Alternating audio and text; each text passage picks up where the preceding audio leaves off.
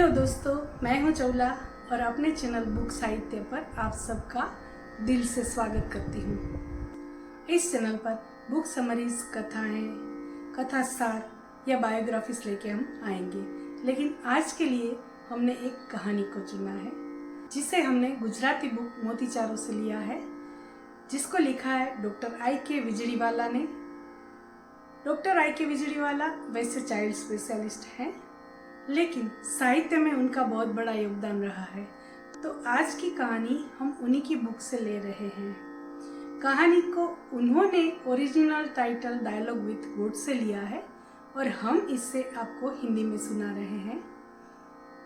गुजराती कथा का टाइटल है भगवान साथे बातचीत और हिंदी का टाइटल रहेगा हमारा ईश्वर से बातचीत।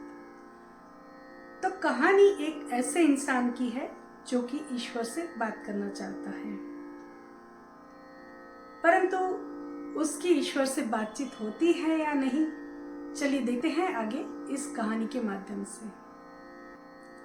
तो एक इंसान ने जो कि ईश्वर से बातचीत करना चाहता था, उसने एक दिन आकाश की ओर देख के भगवान को कहा कि हे ईश्वर, मैं तुझसे बात करना चाहता हूँ, तू मुझसे बात तो कर।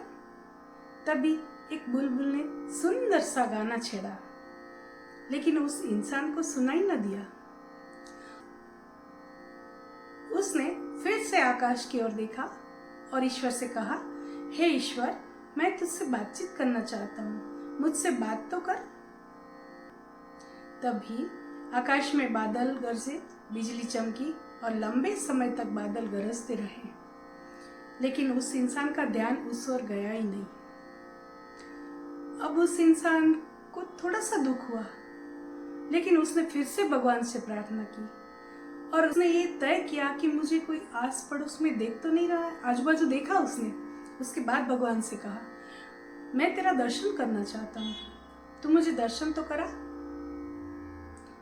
तभी आकाश में एक तारा खूब उजाले के साथ चमका, लेकिन उस इंसान का ध्यान उस ओर भी ना गया।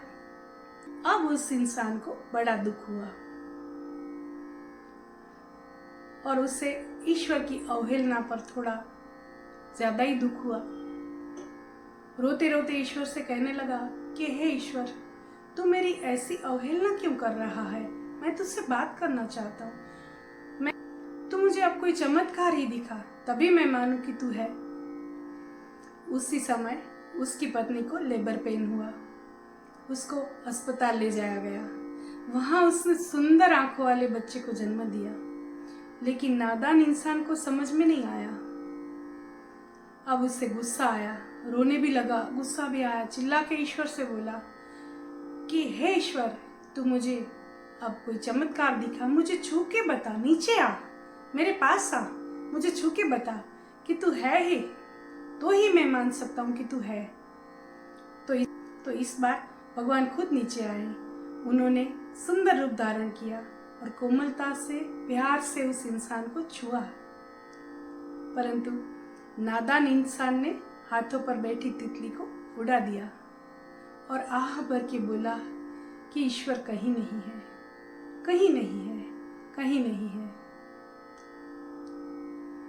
तो दोस्तों, क्या हमें ये नहीं लगता कि ये कहानी हमारी ही है और हम ही वो इंसान हैं जो कि ईश्वर से बातचीत करना चाहते हैं, ईश्वर को महसूस करना चाहते हैं, परंतु समझ नहीं पाते उनके इशारों को। दोस्तों, ईश्वर हमें अपने होने की प्रतीति प्रकृति के माध्यम से हर पल, हर क्षण कराता रहता है, परंतु हम उसे समझ नहीं पाते हैं। दोस्तों, हम जिस रूप में चाहते हैं उसी रूप में आकर ईश्वर हमें आशीर्वाद देंगे। उसी मिथ्या भाव में हम कितनी प्रतीतियां, कितनी अनुभूतियों को खो देते हैं।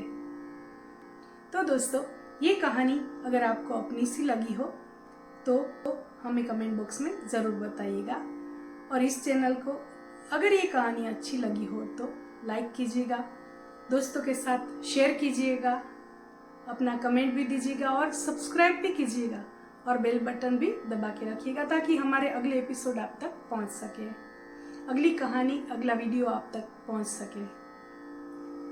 तब तक के लिए नमस्कार।